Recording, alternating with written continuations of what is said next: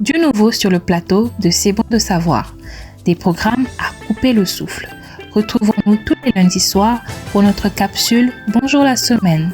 C'est bon de savoir, c'est aussi des moments de détente et de partage de la parole chaque samedi à partir de 15h dans nos rubriques Au commencement et les jeunes veulent savoir, ainsi que Reverentia, un temps d'adoration où nous livrons tout entier aux pieds de notre Seigneur.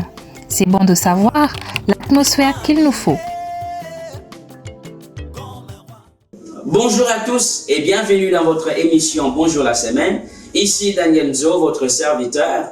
Alors aujourd'hui, nous allons partager autour d'un thème, la face cachée du péché. Laisse-moi vous dire que les péchés ont deux faces. Il y a une face que tu vois, il y a une autre face que tu ne vois pas. Il y a une face que tu maîtrises et il y a une autre face que tu ne maîtrises pas. Eh bien, c'est la face que tu ne maîtrises pas qui est la plus dangereuse. Nous voyons ici dans le jardin, les serpents est allé visiter cet homme et cette femme qui vivaient paisiblement. Adam et Ève vivaient paisiblement dans le jardin. Et les serpents les a rendus visite. Il dit à la femme, les jours où vous mangerez les fruits de cet arbre, vous deviendrez comme Dieu. Il leur dit, vous allez apprendre, vous connaîtrez le bien et le mal. Et la femme, la Bible nous dit dans Genèse 3:6, la Bible dit, la femme vit que l'arbre était bon et agréable à la vue et précieux pour la connaissance. Il y a trois choses qui ont attiré mon attention. La femme a vu que l'arbre était bon, agréable et précieux. Bon, agréable et précieux. Les amis, le diable, quand il vient pour nous tenter autour d'un péché, il ne nous présente jamais le mauvais côté du péché.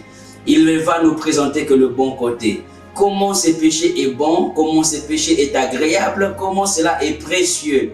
Mais il ne t'apprend pas en consommant ce péché, tu vas perdre tout un jardin. Eh bien, cet homme et cette femme, à cause d'un seul fruit, ils ont perdu tout un jardin. Et je ne sais pas qu'est-ce que ce péché te fait perdre. Comprenez? Qu'est-ce que ce péché te fait perdre? Certainement, tu gagnes une fille, mais tu perds quoi? Ouais.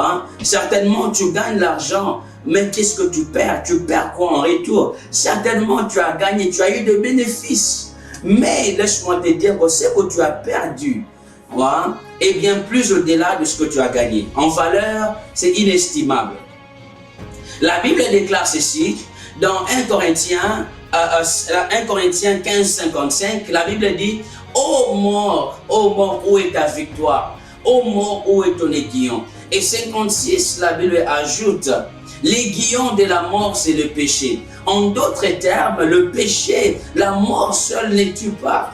C'est le péché qui est cette arme de destruction massive que la mort utilise pour tuer. La mort est un esprit qui utilise une arme qu'on appelle péché, n'est-ce pas?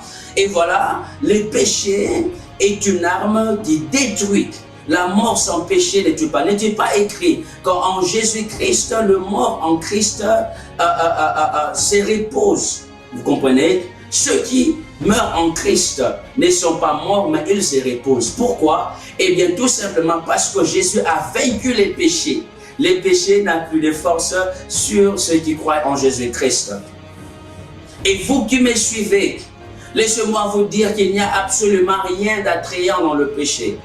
L'aiguillon, c'est ces bâtons munis de cette pointe de métal. Vous comprenez? Et ces pointes de métal n'est pas attrayant. Vous comprenez? Cela ne peut pas nous attirer parce que cela détruit. C'est la cause des malheurs, c'est la cause des chaos. Les vies sont détruites. À cause du péché, l'homme a été chassé du jardin. À cause du péché, Moïse, qui a fait sortir les enfants d'Israël de Canaan, lui-même, qui a fait sortir les enfants d'Israël d'Égypte pour Canaan, eh bien, lui-même n'est pas rentré dans Canaan. Pourquoi? Parce qu'un jour, il a désobéi à la parole de Dieu. Il a péché contre Dieu. Et voilà comment un péché peut t'empêcher à accéder à ta destinée. Les conséquences sont néfastes, les amis. Les conséquences sont néfastes. La face cachée du péché, c'est la mort. La face cachée du péché, c'est la mort. Et voilà pourquoi je t'invite, toi qui m'écoutes en ce moment. Si tu as un péché que tu chéris tant, vous savez, nous prenons toutes les précautions pour que nous ne puissions pas mourir sous les coups du coronavirus. Mais nous ne prenons pas les précautions pour ne pas mourir sous les coups du péché. L'âme qui pêche, c'est celle qui mourra. Et nous ne voulons pas mourir. Nous ne voulons pas mourir. Eh bien, certainement pas. Toi, tu ne veux pas mourir. Eh bien, évitons le péché. Quiconque naît de Dieu ne pêche point. Se garde lui-même et les malins ne le touchent pas. Que Dieu vous bénisse. C'était votre serviteur Daniel Zo. À très prochainement. Merci.